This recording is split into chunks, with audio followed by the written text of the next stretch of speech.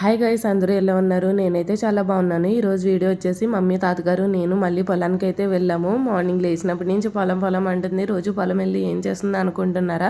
పొలానికి వెళ్ళి ఏం చేయకపోయినా అక్కడ ఉన్న ఫ్రెష్ ఎయిర్ పీలిస్తే చాలు, చాలా ఆరోగ్యంగా ఉంటాము.